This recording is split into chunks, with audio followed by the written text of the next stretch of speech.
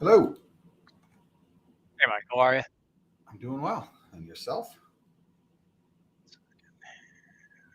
Oh, perfect. I just got a message from Kip. He can't do today, but next week is good. Um, Can you hear me now? yeah, I can Oh, hear you. there you go. Okay, I can hear you. Good. I just got a message. Kip's not able to meet or come on today, but next week he can, which is Okay, perfect perfect. because next week I'm going to be on spring break. Okay, yeah, no, and I'm just looking. Let me just see here.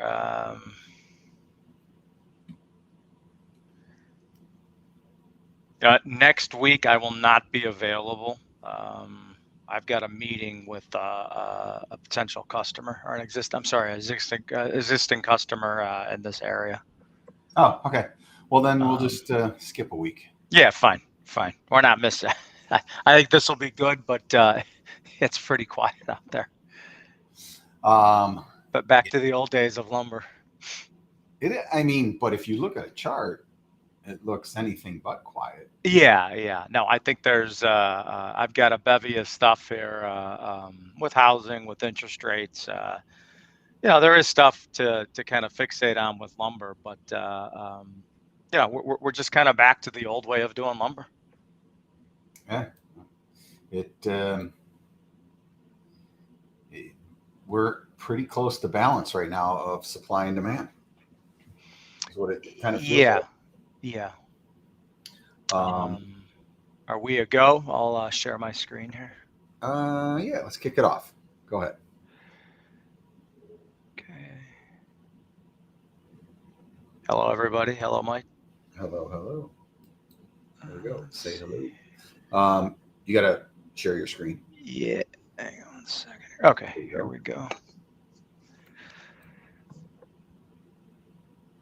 March 28th. Can you believe it? We're already a quarter of the way through 2023. Yeah, it's insane. Spring is in the air for sure, and with the lack of winter we've had here in Cleveland, I'm ready to turn the page. I mean, Yeah, it's pretty wild. I was walking the dog this morning and I'm like, wow, there's green grass. Everything's starting to.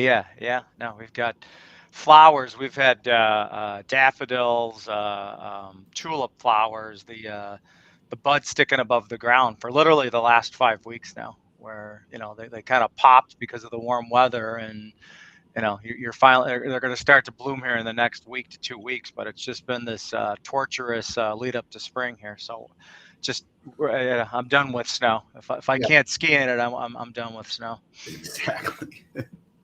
Exactly. Let's see here. Let's get into again another plug here. This is the end of April, and we're well over 30 people now in attendance. So if you have any interest, please reach out to us.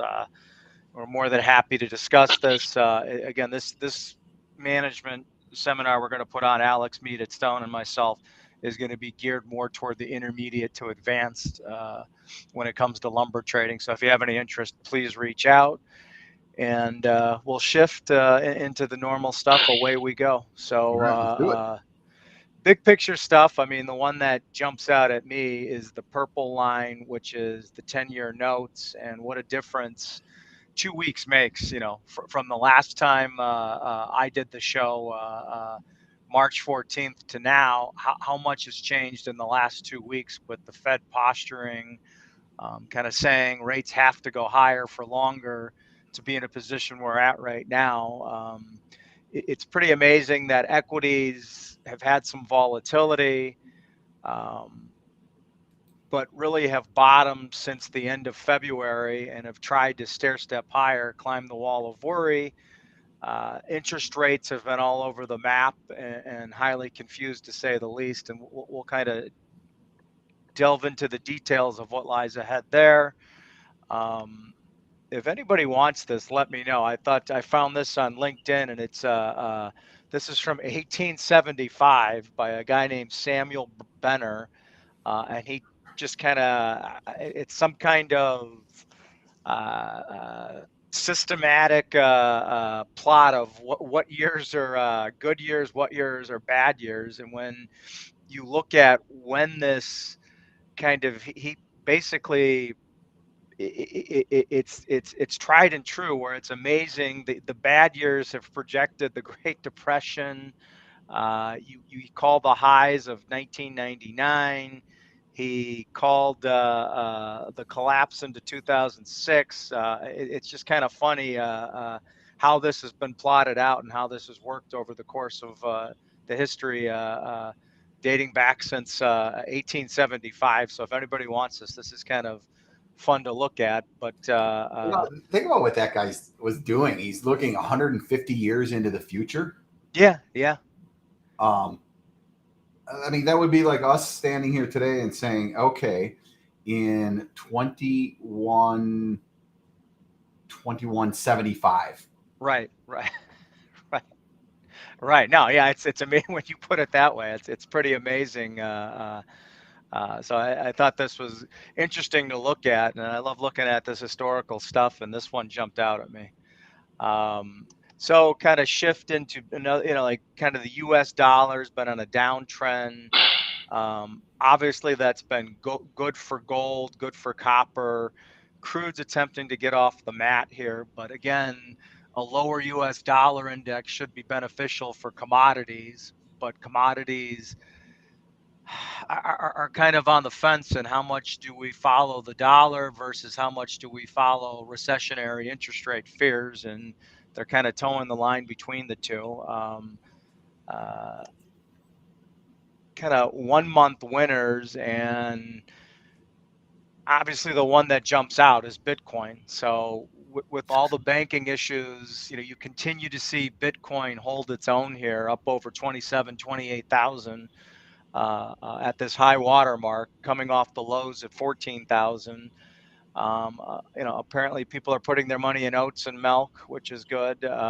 Obviously gold's been a big beneficiary, up 6.8% over the last month.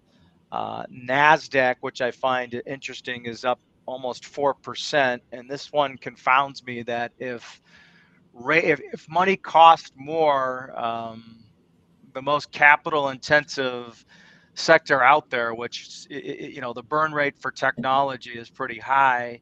I'm kind of struggling to understand the flight to quality into the NASDAQ. The ones that make sense, obviously, we've had our major significant reversal in bond yields. And I'm just looking, yeah, Benjamin, I'll send you this for sure.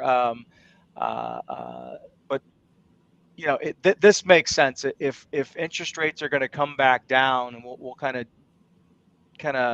talk about that in greater detail, then you've got bond prices, move inversely. So bond prices, 30-year, here's your 10-year note, your 5-year note. Prices are all moving higher as yields come down. That makes sense. And then when you look at the losers, unfortunately, our lovable lumber is right back at the bottom of this. Whatever goodwill we seem to do, as far as the upside, we seem to give it all back, and that's what we're in the process of doing right now. And then the other one that jumps out here is the beatdown that energies have taken: nat gas, crude oil, Brent crude, Texas crude. Just kind of taken to the unleaded gas, taken to the woodshed again. Wheat. Well, so you seem to be seeing risk off with commodities right now outside of gold. It's interesting. The Russell 2000 is on this side of the fence, and the NASDAQ 100 is on the other side.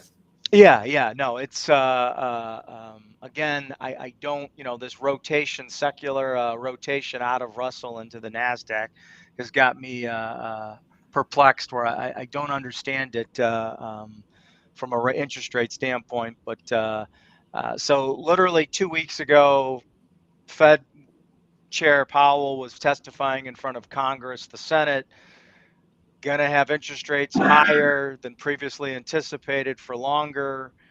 We know with SVB, the banking crisis, or the potential of a banking crisis, how everything has played out since. But amazingly, when you look at, and this is something I highly recommend, if you go to the CME's webpage, or if you just Google CME Fed Fund, they give you a daily snapshot of the probability of rate increases or decreases. And going into the next meeting for April and May, you're basically, the market's telling you at your terminal Fed funds rate has come down from 5.25, 5.5% down to 4.75 to 5%. And what this is telling us that probabilities of easing are 0% right now. Probability of no change in the next meeting is 50%. Probability of another quarter basis point increase is 50%. So the market's 50-50 on what the Fed will do coming up in April here. And when you, so again, this is for the next meeting. When you jump out to November 1st, this is pretty insane. There's an 82% probability now. 2 weeks ago, the Fed said we're absolutely not raising or going to lower rates through until 2024 at the earliest.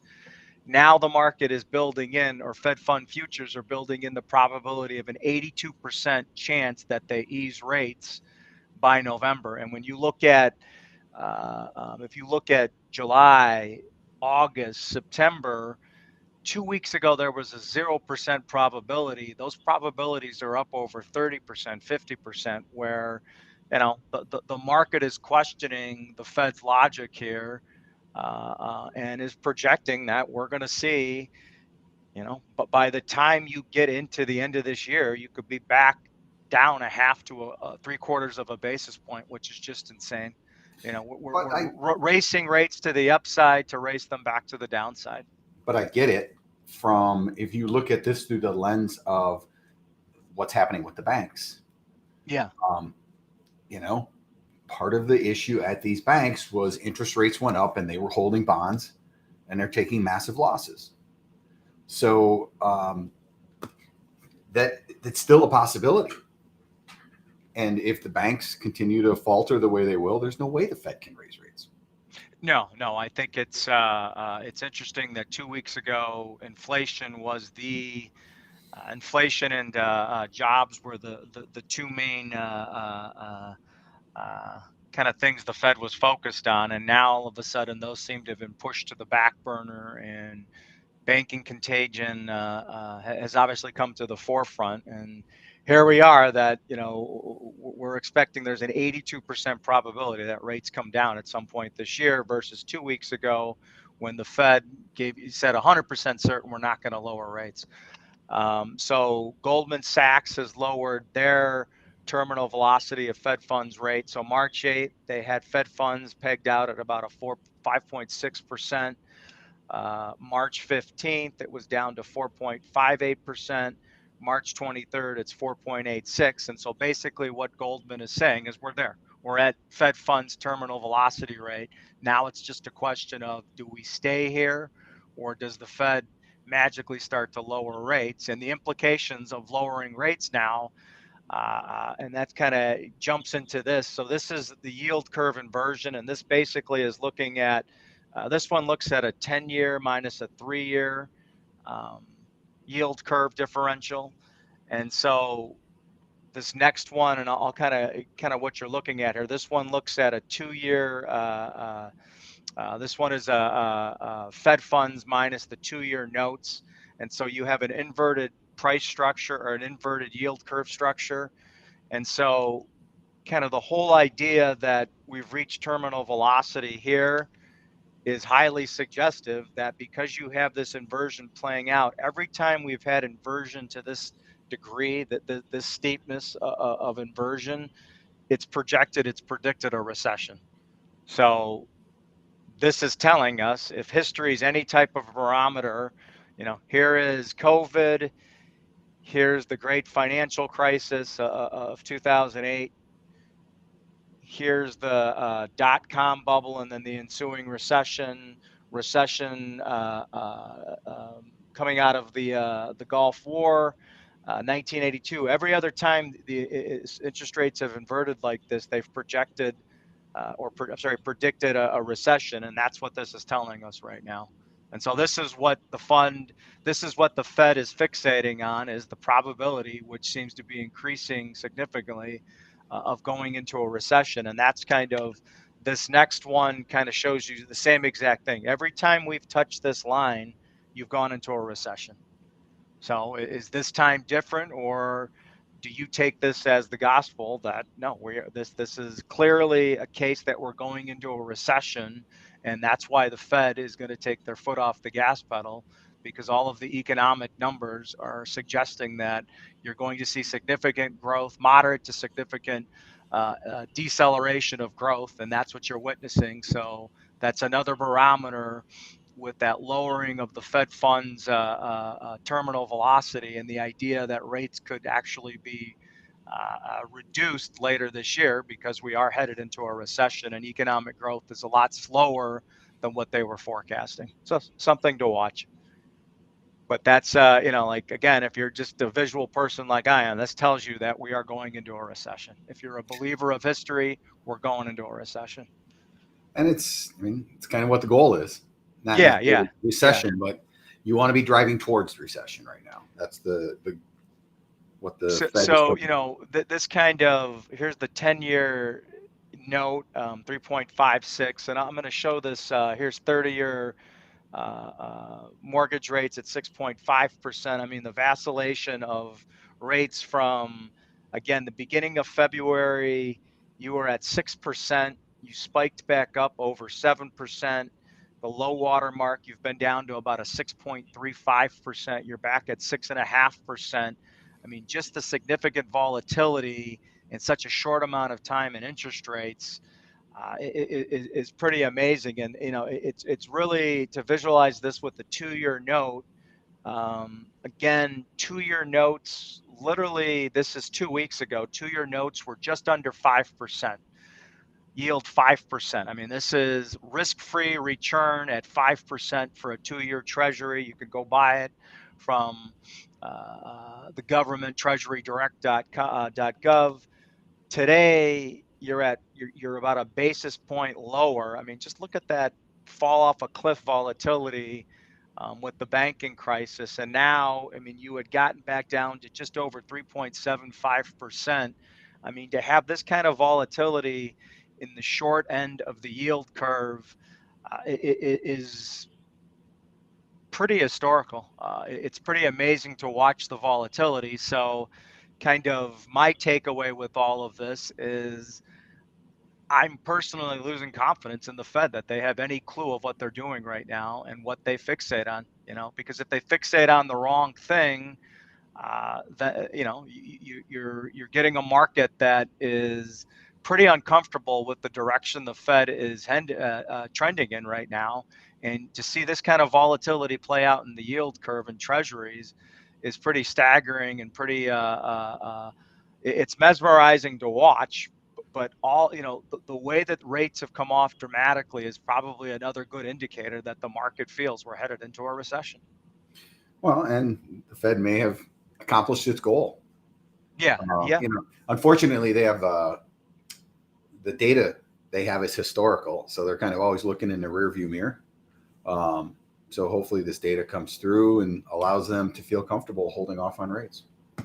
Yeah. And so here's your, again, interest rates are, you're back in that 6.5%. You got down to 6.35. So obviously, from a housing standpoint, we want to see this kind of peel back into the 6%, sub 6% area, and hopefully that generates some organic growth in housing. Jumping into housing, and here's the NHAB housing index. And so you've had 2 consecutive months now of moving up off the lows. So if you're a technician, you're double bottoming here, which is good. And so I thought this was interesting. Here's your single family starts. So the index is usually a good indicator, barometer in leading starts. So hopefully, if we truly are bottoming based upon builder sentiment here, then that translates into a bottom in the single family component of housing starts. That's something to watch for. If you can get some more upside momentum here, then that should project some more organic growth in the single family component of housing. This is basically the same chart. I apologize for a duplicate here. When you look at And this is kind of the unfortunate kind of with the bounce back, significant bounce back year over year and interest rates, the single family, multifamily component, the single family, again, peaked out and we're losing ground, and the beneficiary is the multi. So you can see the divergence between single family and multifamily here. Obviously, look, housing growth is housing growth. You like housing growth to be positive, but we know from a lumber standpoint, we use a lot less lumber in building multifamily versus the single family component. Exactly. Another representation of single family versus multifamily. You can think of this blue line as a benchmark, and kind of you're underperforming under the blue line, you're overperforming over the blue line, and you can see the multifamily component has been consistent.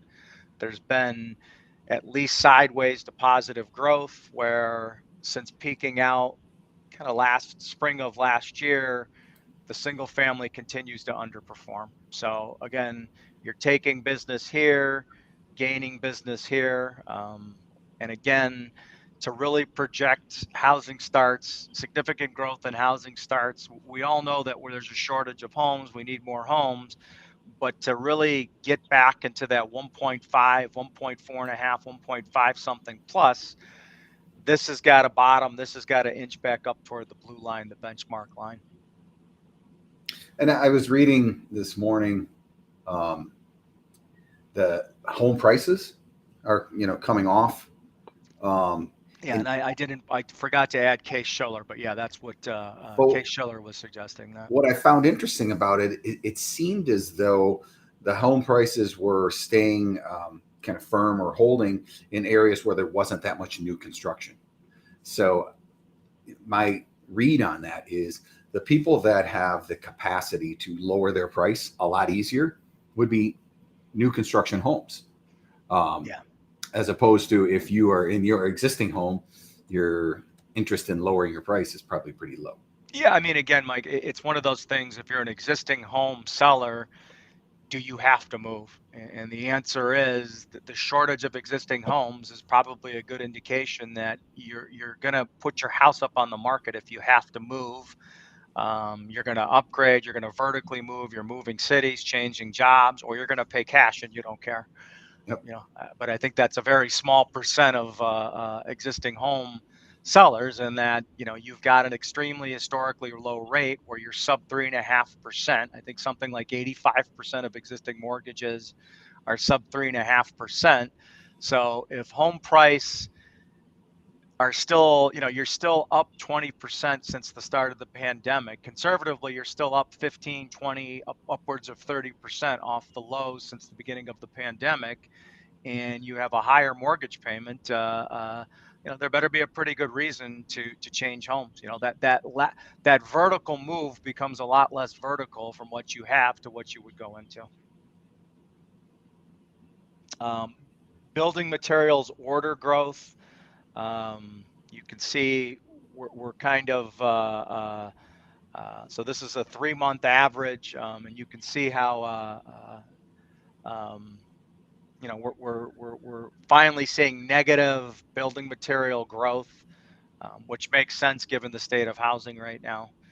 And when you look at, we all follow, obviously, this podcast is heavily skewed toward lumber, and we all know that lumber has given it up here. It's gone back to pre-pandemic type levels. But when you compare that against the other inputs of residential construction, you're still up at the all-time highs here with the other inputs. So lumber is a component of what goes into a home, but there's all the other things. You look at ready-mix concrete prices to pour a slab. You look at gypsum, gypsum board, drywall. You're still trending higher in concrete. You're still at the all-time highs, going sideways in gypsum board.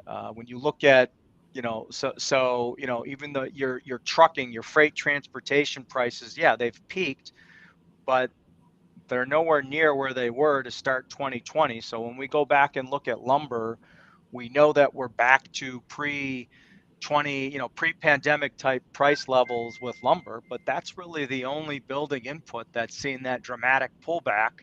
Everything else is still substantially higher. So, you can say that inflation is moderating, but we'd sure like to see it in concrete. We'd like to see it in gypsum board. We'd like to see it in electrical components, plumbing components. All the other pieces, parts that go into housing still seem to be highly inflated versus, just looking at segmenting out lumber. And so, when you look at kind of inputs of resident construction services, yeah, you've come off the highs here, but you're still well above, and this is your cost of labor. I mean, labor's not going to claw this back. You're not going to give back these raises that easily.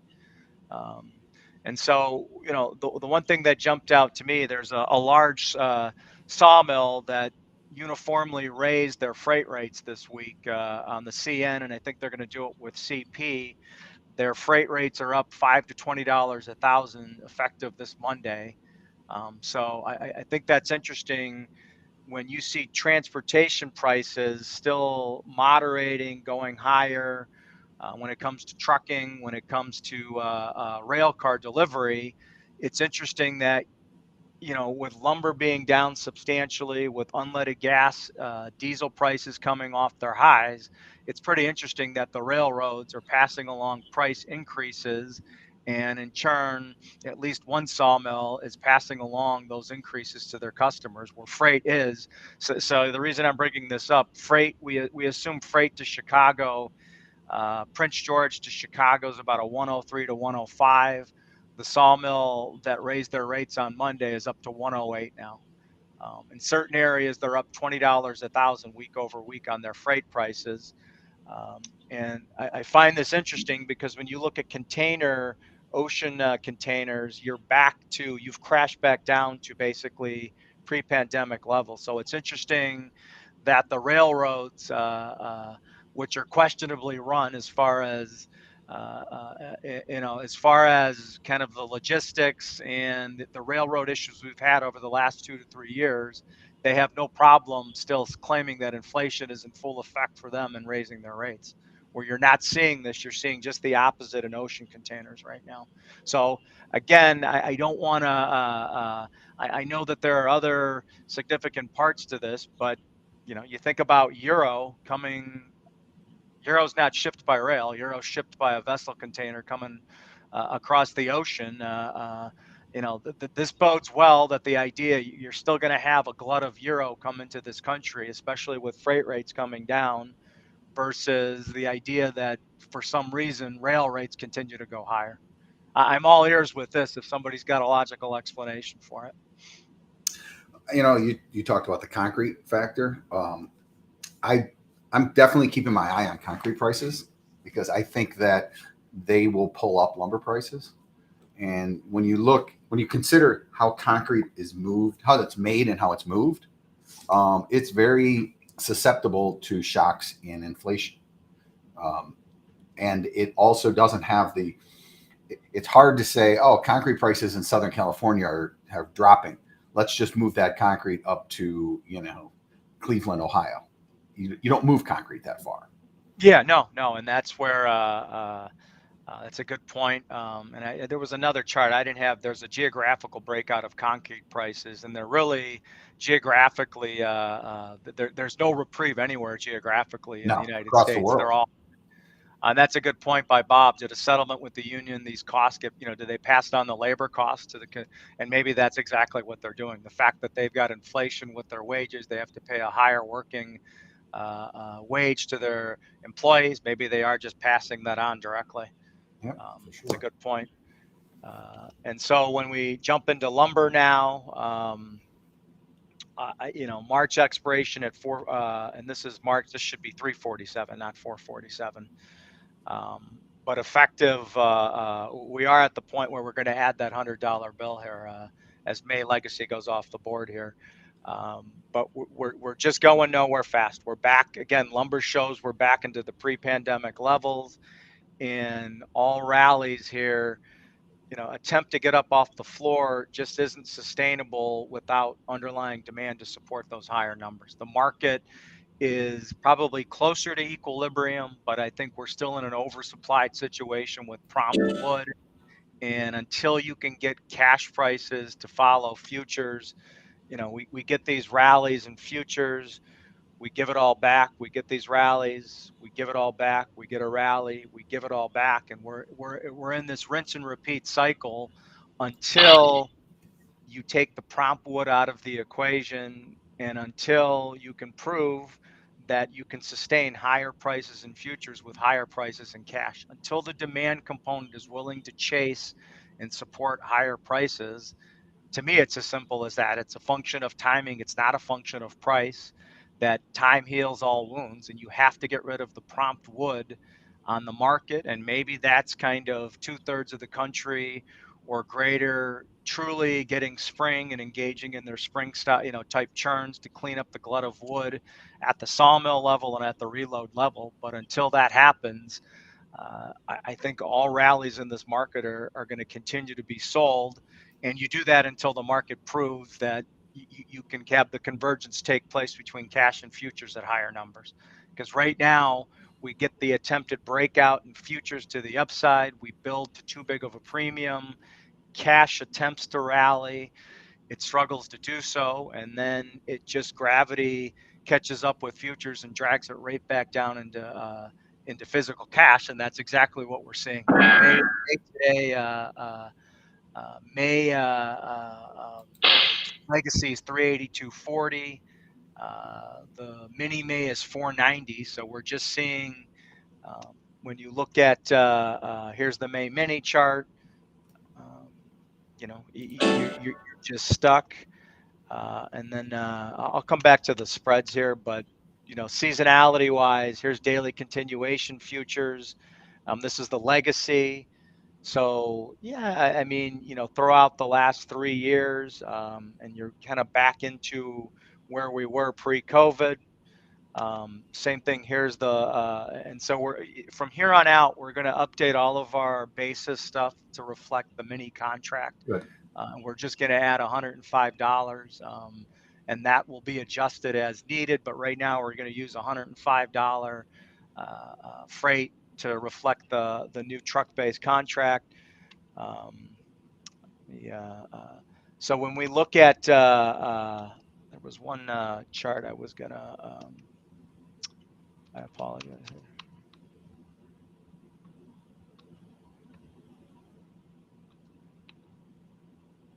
Okay. I thought I had a weekly chart, but I don't. But we're just kind of, when you look at the significance of May at $382 today, okay, you're still at a premium from expiration. March went off at $347. West Fraser lowered their prices today to $364. So whether you believe cash is 364, 344, somewhere in between, May is still holding. And when you go to the basis here, you're still holding a $30. This was as of this morning before the open. You're still holding a $30 premium relative to physical cash right now. And so you could still make the case that May is overvalued. I have a hard time. Look, the lower May goes, technically we're going to try to pick bottoms in this market. But if the answer is go buy cash or go buy May, the answer is you go buy cash. Cash is still the best value out there. From a timing standpoint, you're better off just buying cash right now and taking delivery until you need the wood. If you need something further out and you can't pay the cost to carry, you don't have the ability to store that wood, then you're probably shifting gears and you're looking at here's July. This is cash, even though you're at and again, this reflects $105 freight differential between the legacy and the mini contract. So take that $100 out of here, or the 105. You're still at a premium. July is still at a premium to cash. But if I'm going to say I want to buy futures in lieu of buying cash, then I'm probably just going to look at July at this point versus May from a timing standpoint.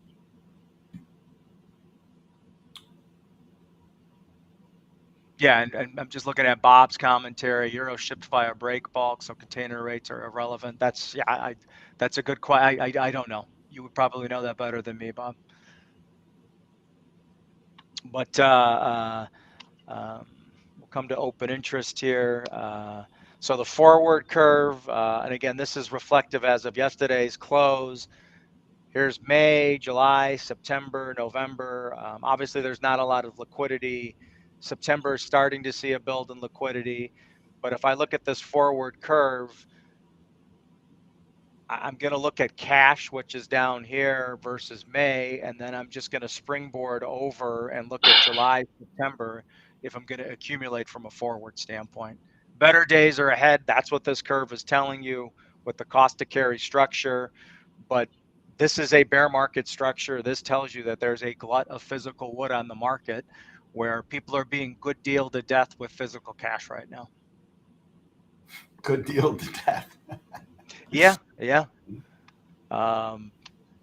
So when we look at open interest, again, the CME shows the mini contracts first. You continue to see a build. You're up over 1787.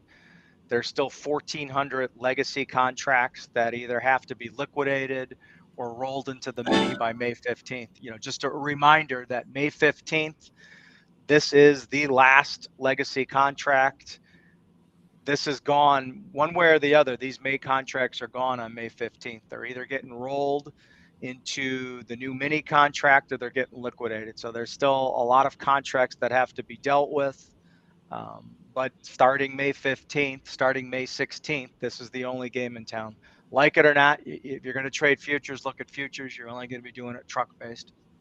Delivered Chicago. Delivered to Chicago. And right now, we're using a 105 as our freight, right?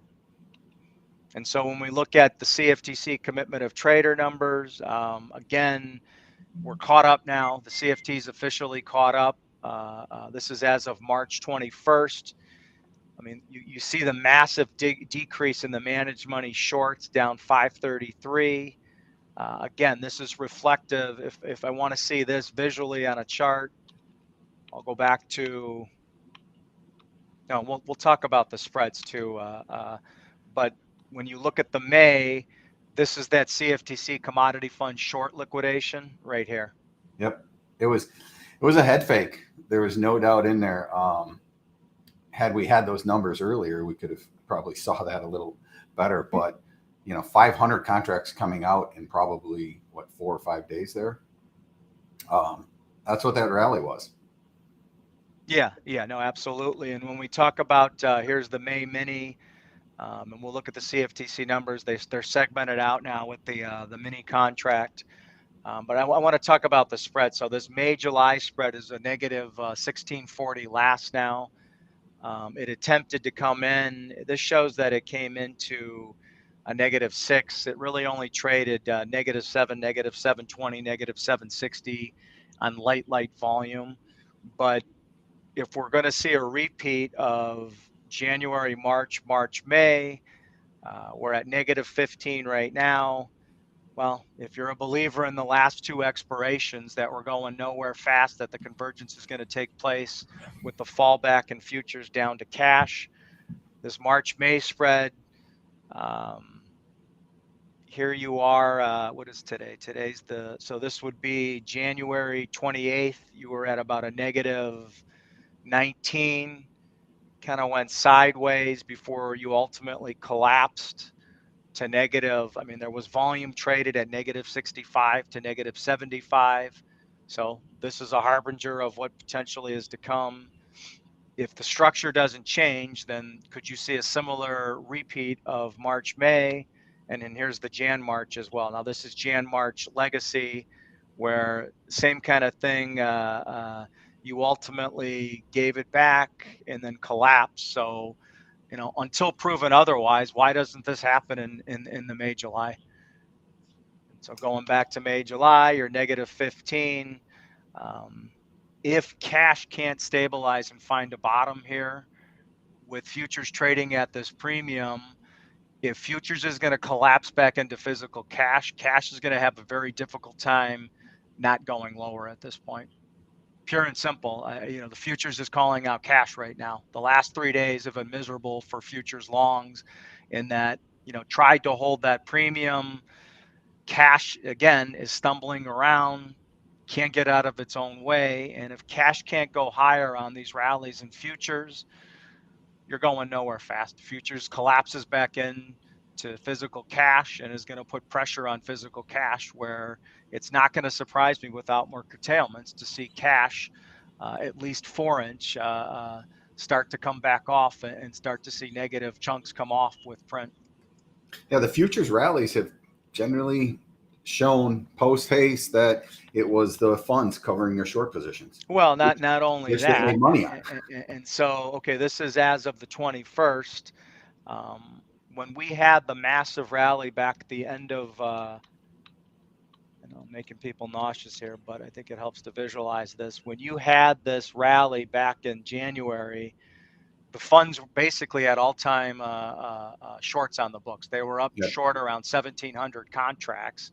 And so to go from here up to here, you annihilated the funds from 1,700 here down to probably sub 200, 250 here.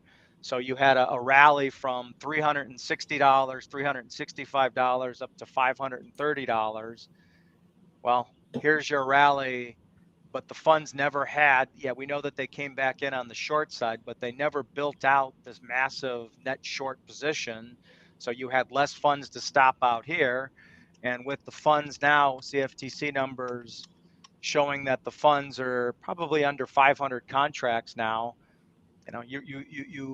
Lumber is famous for just stopping people out, and you run out of people to stop out.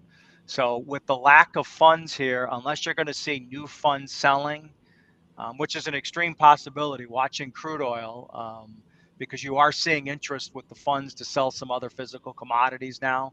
I'm not going to say that the funds don't come back and rinse and repeat and put this short position back on. But if you don't have this massive short position to stop out, it makes it more difficult. What's the catalyst to go higher in futures if you don't have shorts to stop out? You either have to have people that want to drink the Kool-Aid and buy the premium. So you either have to have commercial longs that want to play the game.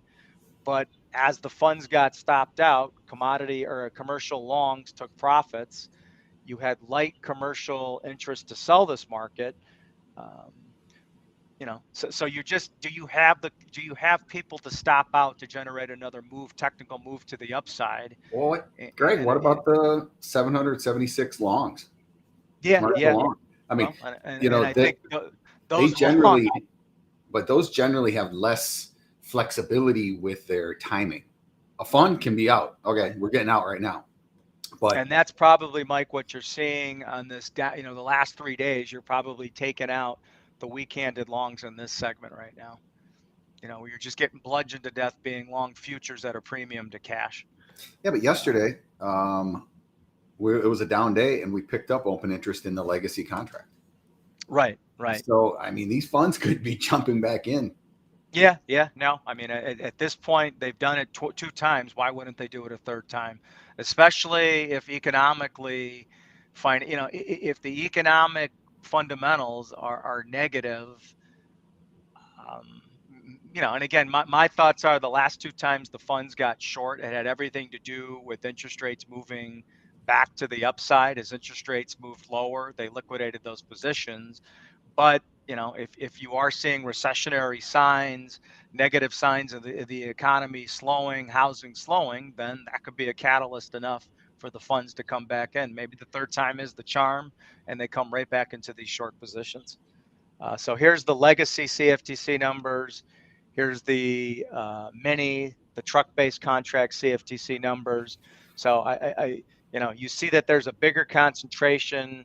So it's interesting in that, okay, you have the industry long, the legacy. There's minimal shorts, but look at the ratio of long to shorts with commercials and the legacy. Fast forward to the mini contract, you have a much bigger concentration of shorts to longs in the mini contract. And I could attest to this. Commercials, the mills are selling the mini contract. On any rally, there's comfort to sell the mini contract right now.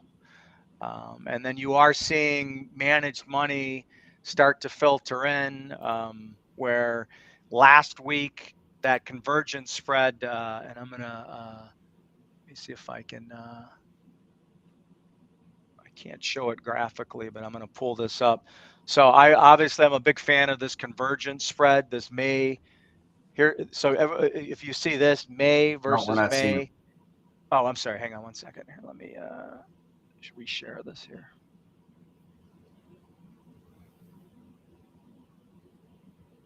Okay. Can you see that now? Turn you on.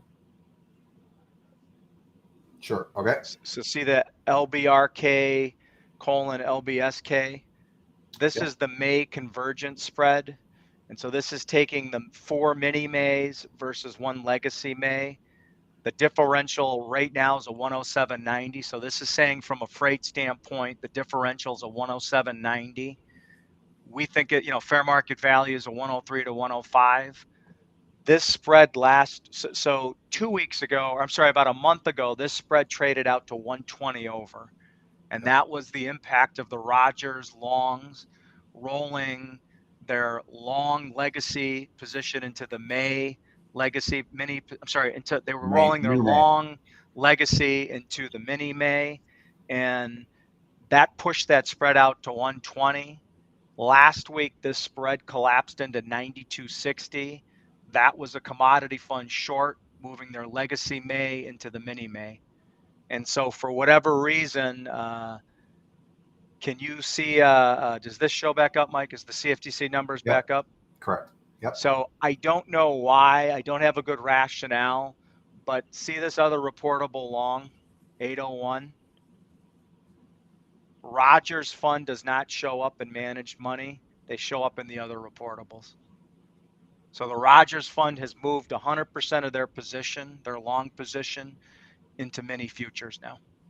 Okay. So the next roll that takes place will be moving May mini into July mini, but they are, according to their perspectives, according to what the notices they've put out, they moved in 2 bands.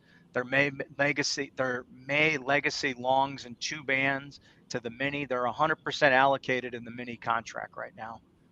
So, I see Brian, and I agree with that with certain funds, but the existing funds that trade are moving into the mini contract. And Rogers Fund, the oldest fund, is 100% allocated in the mini contract now.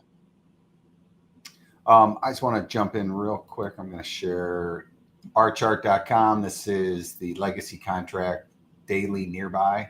So it's the daily continuation. Last Tuesday, when we had our show, we were right here. We were right at 442. I had made some comments that I could have built a case for us to take out the highs or take out the lows.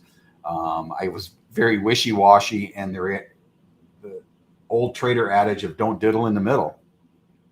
And it was exactly true. It was hard to get anything, in fact, or any real direction.